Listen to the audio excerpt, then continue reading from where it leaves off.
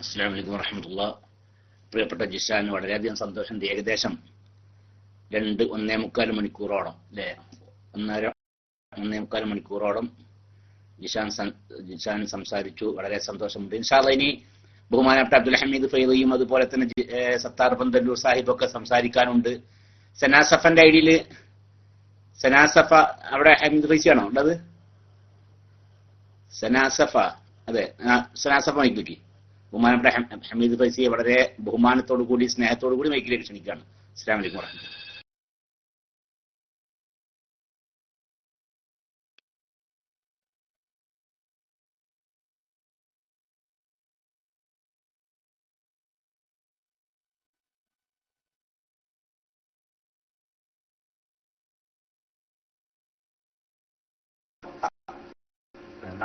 ഉറപ്പാണല്ലേ? അത് റസൂലുള്ളാഹി തന്നെ. ഓക്കെ, ആയിക്കോട്ടെ.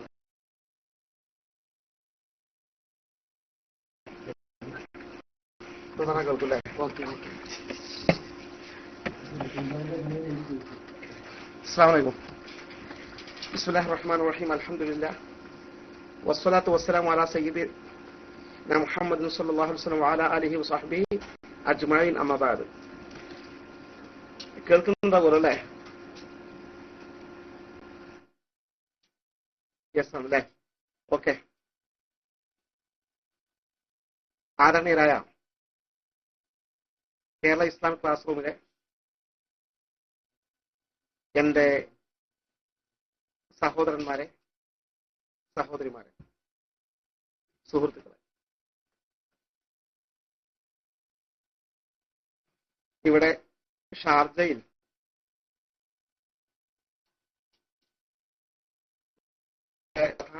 സാഹിബുണ്ട്, ചാപ്പനങ്ങാടി. അദ്ദേഹത്തിന്റെ റൂമിൽ ഭക്ഷണം കഴിക്കാൻ ഈ വിനീതനും സത്താർ സാഹിബ് പന്തല്ലൂരും എത്തിയതാണ്. അദ്ദേഹത്തിന്റെ വീട്ടില് അദ്ദേഹം മാത്രമല്ല, അദ്ദേഹത്തിന്റെ കുടുംബവും ഈ ക്ലാസ് റൂമിൽ സജീവമായി പങ്കെടുക്കുന്ന ആളുകളാണ്. അപ്പൊ ഇവിടെ വന്നപ്പോ ക്ലാസ് റൂം ഓപ്പണായി കിടക്കുന്നുണ്ട്. ഞങ്ങൾ കേട്ടുകൊണ്ടിരിക്കുമ്പോഴാണ് ഈ ഫ്ലൈറ്റ് മുബാറക്കിന്റെ വാർത്ത ഞങ്ങൾക്ക് ലഭ്യമായത്. അത് സംബന്ധിച്ച്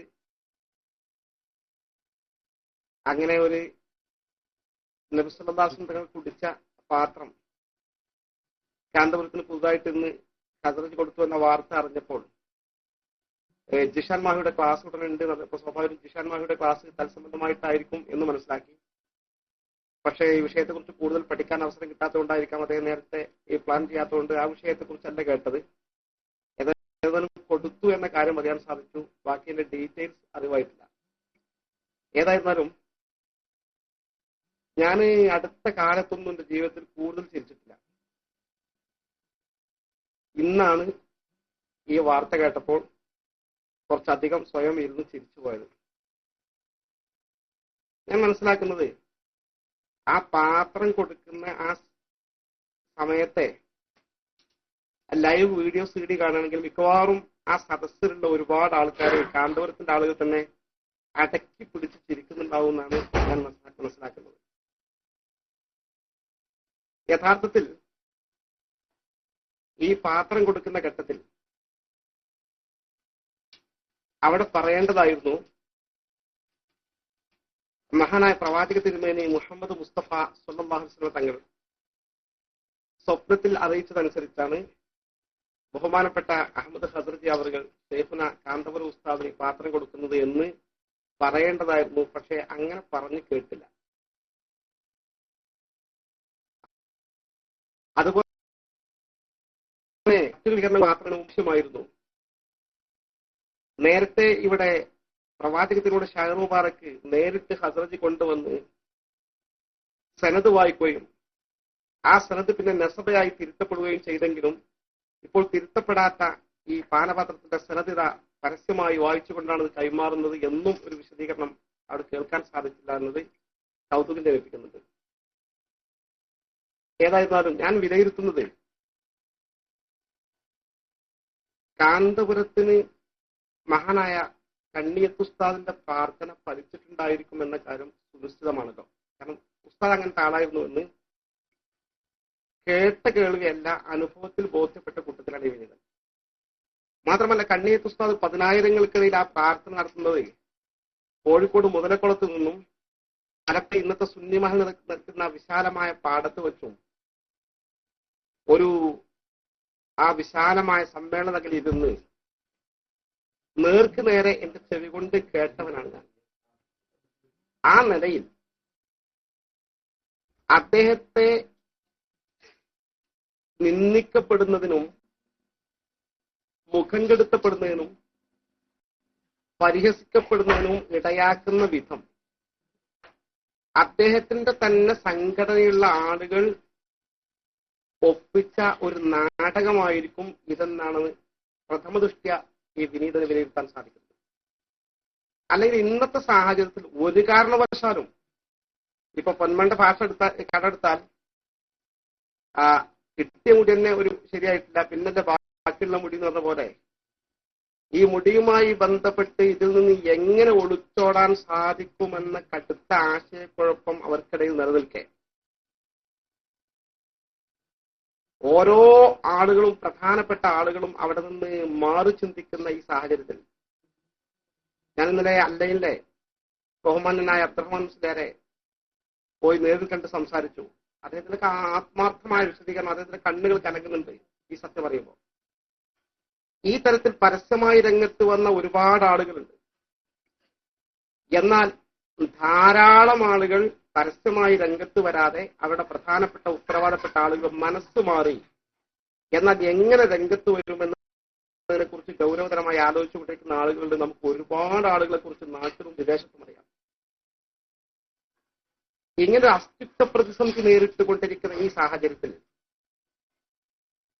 പിന്നെ വീണ്ടും ഒരു പാത്രവിവാദവുമായി രംഗത്ത് വരാൻ കാന്തപുരത്തിന് ശക്തം കിട്ടിയത് തീർച്ചയായും സംഘടനയിൽ നിന്ന് അദ്ദേഹത്തെ പുറത്തു ചാടിച്ച് സംഘടന പിടിച്ചെടുക്കാൻ ശ്രമിക്കുന്ന കാന്തപുരം ഗ്രൂപ്പിലെ പൊന്മള വിഭാഗത്തിന്റെ ആസൂത്രിതമായ നീക്കമായിരിക്കാമെന്ന് ന്യായമായും സംശയിക്കുന്നു. ഞാൻ മനസ്സിലാക്കുന്നു പേരോട് അബ്ദുറഹ്മാൻ സഖാഫി കാന്തപുരത്തെ വിട്ട് ആ ഗ്രൂപ്പിന്റെ ഉത്തരവാദപ്പെട്ട ആളായി മാറിയിട്ടുണ്ടായിരിക്കും എന്നതിനാലാണ് അദ്ദേഹം പോലും ഇതിന് മൗനസമ്മതം കൊടുത്തത്. മാത്രമല്ല ചുള്ളിക്കോട് സഖാഫി, ഇപ്പൊ ഞാൻ ഇവിടെ ജിഷാനിട്ടാൽ ആ ലൈവ് ഭാഗം കേട്ടു, ക്ലിപ്പ് കേട്ടു. കൃത്യമായി ചുള്ളിക്കോട് സഖാഫി പോലും ഈ അഹമ്മദ് ഹസ്രജി പ്രസംഗിക്കുന്നത് വിവർത്തനം ചെയ്യുന്നുണ്ട്.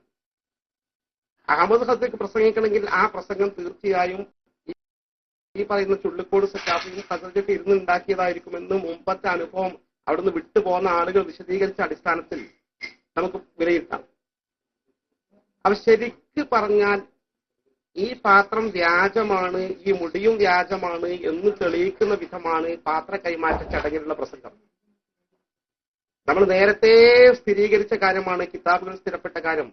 ഒന്നുകിൽ കാന്തപുരം പറഞ്ഞു ഇന്നമദ്ദീനു ബിൽ ഇസ്നാദ്, സനദ് വേണം, അല്ലെങ്കിൽ അത് പ്രവാചക തിരുമേനിൽ നിന്ന് പരമ്പരാഗതമായി കൈമാറിപ്പോകുന്നതാണ് എന്ന നിലയിൽ ലോകത്ത് ഇഷ്തിഹാർ, ഷുഹ്റത്ത്, പ്രസിദ്ധി, തവാത്തുറായി സ്ഥിരപ്പെട്ട് വരണം.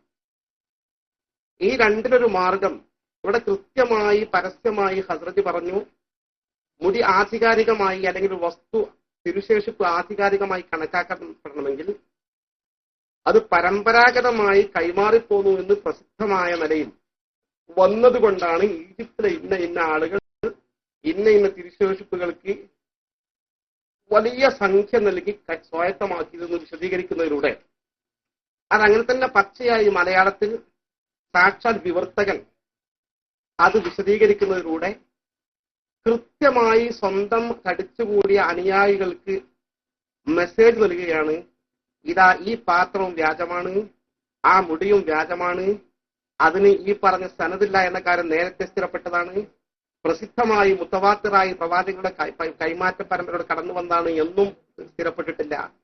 അതുകൊണ്ട് രണ്ടും വ്യാജമാണ്. ഒറ്റയടിക്ക് കാന്തപുരത്ത് നമുക്ക് മാറ്റി നിർത്താൻ പ്രയാസമുണ്ട്. അതുകൊണ്ട് മനസ്സിലാക്കിക്കോ, ഞങ്ങൾ അവിടെയാണുള്ളത്, അതുകൊണ്ടാണ് ഞങ്ങൾ ആരും ഇത് ന്യായീകരിച്ച് പ്രസംഗിക്കാനും വരാത്തത്. അന്നൊരു സുപ്രഭാതത്തിൽ പൂനൂരോ മറ്റോ ഞങ്ങൾ പ്രസംഗിച്ചത് ഗതിയില്ലാതെ വന്നപ്പോൾ തൽക്കാലം കാന്തപുരത്തിനെ ആശ്വസിപ്പിക്കാൻ ഒന്ന് സപ്പോർട്ടിൽ പ്രസംഗിച്ചതാണ്. പക്ഷെ ഞങ്ങൾ ആരും ഇപ്പോഴും രംഗത്തില്ലല്ലോ, നിങ്ങൾ ശ്രദ്ധിക്കണം, ഏത് നിമിഷവും നമുക്ക് അദ്ദേഹത്തെ തട്ടേണ്ടി വന്നേക്കും, സംഘടന കാത്തു സൂക്ഷിക്കാൻ നിങ്ങൾ പ്രതിജ്ഞാബദ്ധരാകണം, നമുക്ക് ഈ വ്യാജ വസ്തുക്കളിൽ നിന്ന് സപ്പോർട്ട് ചെയ്യാൻ കഴിയില്ല എന്ന കൃത്യമായ മെസ്സേജ് അണികൾക്ക് നൽകുകയായിരിക്കും എന്നാണ് വിലയിരുത്തപ്പെടുന്നത്. ഏതായിരുന്നാലും ഈ പാത്രം കൂടി രംഗത്ത് വന്നതോടുകൂടി ഇൻഷാ അല്ലാഹ് വിഷയം കൂടുതൽ കൊഴുക്കും. നേരത്തെ കേരളത്തിലെ വാർത്താ മാധ്യമങ്ങൾക്ക് ഇത് വ്യാജമാണെന്ന് അവർക്ക് പോലും ബോധ്യപ്പെട്ടിട്ടുണ്ട്. കാന്തപുരത്തിന് വലിയ മീഡിയ കവറേജ് കൊടുക്കുന്ന ആളുകളൊക്കെ ഇപ്രാവശ്യം വെള്ള വിതരണത്തിന് എത്ര ക്യൂ ഉണ്ടാക്കിയിട്ടും അതിന് ശാഖകൾ തോറും വണ്ടി ഫ്രീ എന്ന് പറഞ്ഞിട്ട് ഇവിടുന്ന് മർക്കസിന് ബില്ലടക്കാന്ന് പറഞ്ഞ് ആളുകളെ കൂട്ടിക്കൊണ്ടുവന്നിട്ടും ഒരു പത്രം ഒരു ചാനൽ പോലും അത് വെളിച്ചം കാണിച്ചില്ല എന്നത് മാധ്യമ ലോകം, സമൂഹത്തിലെ ബുദ്ധിജീവികൾ, എല്ലാ വിഭാഗവും തിരിച്ചറിഞ്ഞു എന്ന സാഹചര്യമാണ് നിലവിലുള്ളത്. ഇത്തരമൊരു സാഹചര്യത്തിൽ തീർച്ചയായും കാന്തപുരം വിഭാഗത്തിൽ ഇത് ന്യായീകരിക്കാനുണ്ടായിരുന്ന ഒരേ ഒരു മനുഷ്യനായി നമ്മൾ കണ്ടിരുന്നത് നൗഷാദ് അഹ്സനെയാണ്. അദ്ദേഹത്തിന്റെ നാവടപ്പിക്കാൻ ആവശ്യമായ പ്രവർത്തനങ്ങൾ അവർ തന്നെ നടത്തി കഴിഞ്ഞു. അദ്ദേഹത്തിന് പോലും ഇത് ന്യായീകരിക്കാൻ കഴിയാത്ത സാഹചര്യം നിലവിലുണ്ട്. ഇനി അദ്ദേഹം ന്യായീകരിച്ചാലും അത് അവരുടെ തന്നെ ഒരാൾ പറഞ്ഞതുപോലെ, ഉത്തരവാദപ്പെട്ട ആൾ പറഞ്ഞതുപോലെ, അവരും വിശ്വസിക്കൂല, നമ്മളും വിശ്വസിക്കൂല, മുജാഹിദും വിശ്വസിക്കൂല. അങ്ങനത്തെ ഒരു അവസ്ഥാവിശേഷത്തിൽ അദ്ദേഹത്തെ അവർ തന്നെ ആക്കി തീർക്കും ചെയ്തിട്ടുണ്ട്.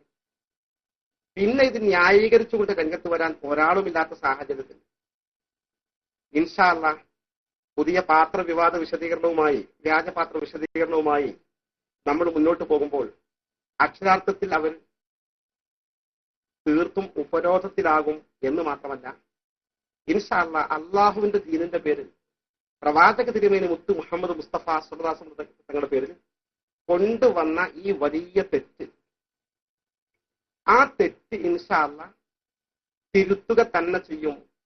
അത് സമ്പൂർണമായി തിരുത്തി ഹബീബായ മുത്ത് മുഹമ്മദ് മുസ്തഫ സ്വല്ലല്ലാഹു അലൈഹി വസല്ലം തങ്ങൾക്ക് 14 നൂറ്റാണ്ട് കാലത്തെ മുസ്ലിം ലോകം തങ്ങൾ വഫാത്തായാലും തങ്ങളുടെ അമാനുഷികത അതേപടി നിലനിൽക്കും, തങ്ങളുടെ ഖുസൂസിയത്ത് പ്രത്യേകത അതേപടി നിലനിൽക്കുമെന്ന് സുന്നത്ത് ജമാഅത്തിന്റെ കിതാബുകൾ സ്ഥിരപ്പെട്ട കാര്യം ലോക മുസ്ലിം സമൂഹത്തിന് ഇൻഷാ അല്ലാഹ് സുന്നത്ത് ജമാഅത്തിന്റെ മക്കൾ ബോധ്യപ്പെടുത്തി കൊടുക്കുകയും ചെയ്യും തന്നെ ചെയ്യും.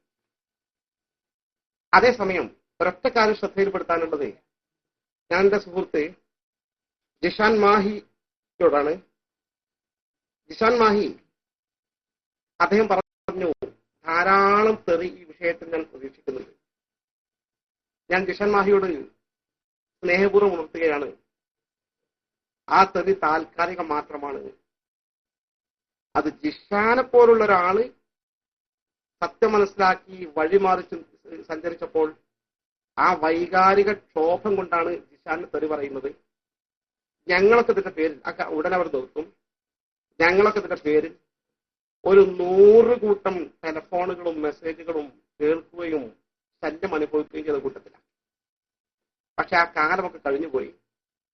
അക്ഷരാർത്ഥത്തിൽ അവര് ആകെ മൂഡൌട്ടാണ് എന്നതിലെ ഏറ്റവും വലിയ തെളിവാണ് കഴിഞ്ഞ മാസങ്ങളായി ഒരു കാന്തപുരം വിഭാഗത്തിലെ പ്രവർത്തകന്മാർ പോലും എന്റെ നമ്മളൊന്ന് വിളിച്ച് ഭീഷണിപ്പെടുത്താത്തത് ആ പരിപാടി നിർത്തിയതോ, എന്റെ ഒരു മെസ്സേജ് അയക്കാത്തത് ആ പരിപാടി നിർത്തിയതോ, എന്റെ ഒരു തെറിയുടെ വാചകം പറയാൻ തയ്യാറാകാത്ത ആ പരിപാടി നിർത്തിയതോ. എന്റെ കാന്തപുരത്തിന്റെ ആളുകളെ ഫോൺ നമ്പറില്ലേ, ഒരിക്കൽ പോലും എന്റെ ഫോൺ നമ്പർ ജീവിതത്തിൽ ഞാൻ മാറ്റിയിട്ടില്ല. എന്റെ ഫോൺ നമ്പർ അവിടെ ഉറച്ചുവരില്ല. ആ ഫോൺ നമ്പർ ലഭ്യമാണല്ലോ. എവിടെ പോയി അവരുടെ ഭീഷണി, എവിടെ പോയി അവരുടെ ശകാരവർഷങ്ങൾ, എവിടെ പോയി അവരുടെ റോങ് മെസ്സേജുകൾ, എല്ലാം എന്ത് ചെയ്തിട്ടും സൈബർ സെല്ലിൽ പോലും നമ്മൾ ഒരാളെ കുടുക്കിയിട്ടില്ലല്ലോ. അവർക്ക് ധൈര്യമായിട്ട് ചെയ്യാലോ. പക്ഷേ അവർ അക്ഷരാർത്ഥത്തിൽ നിരാശയിലാണ്. അവർക്കറിയാം സംഗതി നമ്മൾ അകപ്പെട്ടത് കടുത്ത പ്രതിസന്ധിയിലാണ്.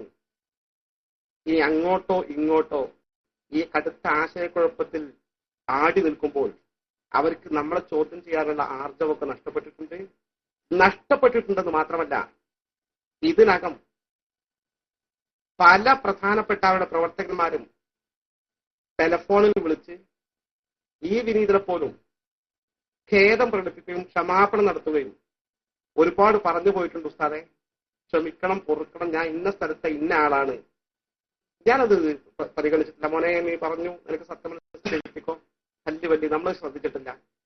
കുറെ പ്രവർത്തകന്മാർ ഈ വിനീതൻ നേരിട്ട് വിളിച്ചു പറഞ്ഞു. കണ്ണൂർ എന്നുള്ളൊരു സക്കാഫി അവിടുത്തെ നമ്മുടെ പ്രവർത്തകരോട് ബന്ധപ്പെട്ട് എന്നോട് ഈ വിനീതനോടൊന്ന് ക്ഷമാപണം നടത്തണം, ഒരുപാട് പറഞ്ഞിട്ടുണ്ട്, അന്ന് അറിയാതെ പറഞ്ഞു പോയതാണ്, സത്യത്തിൽ ഇത് തന്നെ ആയിരുന്നു, അതുകൊണ്ട് ക്ഷമ ചോദിക്കാൻ ഒന്ന് നമ്പർ തരുമോ, ഞാൻ വിളിച്ചോട്ടെ, നിങ്ങൾ പരിചയപ്പെടുത്തി തരുമെന്ന്. അവർ പറഞ്ഞത്രേ, അവരെന്നോട് പറഞ്ഞതാണ്, നിനക്ക് നമ്പർ തരില്ല, നമ്പർ നിനക്കെന്നെ അറിയാം, പക്ഷെ പരിചയപ്പെടുത്തി തരൂല, നീ ഉസ്താനെ ഫോൺ വിളിച്ച് മാപ്പ് ചോദിച്ചാൽ പോരാ, നേരിട്ട് വേണമെങ്കിൽ പോയിട്ട് മാപ്പ് ചോദിച്ചോ, എനിക്ക് ഫോൺ ബന്ധപ്പെടുന്ന പ്രശ്നമില്ല എന്ന് പറഞ്ഞുകൊണ്ട് ആ തരത്തിൽ അവരൊക്കെ തിരുത്തുകയും മാപ്പ് ചോദിക്കുകയും ചെയ്തുകൊണ്ടിരിക്കുന്ന സാഹചര്യത്തിൽ ഈ തെറിയൊന്നും തുടരൂല. ജിഷാനെ പോലുള്ള സത്യം മനസ്സിലാക്കി ധീരമായി ഈ ധർമ്മസമരത്തിൽ അണിചേരുന്ന തീർച്ചയായും നമുക്കൊക്കെ പ്രതീക്ഷിക്കാം. ഇൻഷാ അല്ലാഹ് ജീവിതത്തിൽ അള്ളാഹുവിന്റെ ഹബീബിന്റെ ജീവിച്ചിരിക്കുന്ന കാലഘട്ടത്തിൽ തന്റെ സ്വഹാബിവരന്മാർക്ക് പ്രവാചക തിരുമേനിക്ക് വേണ്ടി എല്ലാവിധ സംരക്ഷണവും കൊടുത്ത് പോരാട്ടം നടത്തിയ ധീര വീര പോരാളികളായ ആ മുജാഹിദുകൾ, ആ രക്തസാക്ഷികൾ, അവരെ പോലെ ഹബീബായ മുത്ത് മുഹമ്മദ് മുസ്തഫ സ്വല്ലല്ലാഹു ചരിത്രത്തിൽ ഒരു ദശാസന്ധിയിൽ തങ്ങളെ സംരക്ഷിക്കാനും തങ്ങൾക്ക് വേണ്ടി ധീരമായ ചെറുത്തുനിൽപ്പ് നടത്താനും അത് വിജയിപ്പിക്കാനും സാധിച്ച നാളെ പ്രവാചക തിരുമേനി സസന്തോഷം നമ്മൾ ഇൻഷാ അല്ലാഹ് സ്വീകരിച്ചേക്കാവുന്ന ഒരു അനുഗ്രഹീതമായ പ്രവർത്തനവുമായി ധീരമായി മുന്നോട്ട് പോകുന്ന നമ്മുടെ സുഹൃത്തുക്കൾക്ക് ഈ ശകാരൊക്കെ ഉടനെ നിൽക്കും, അതൊന്നും സ്ഥായിയായി നിൽക്കില്ല.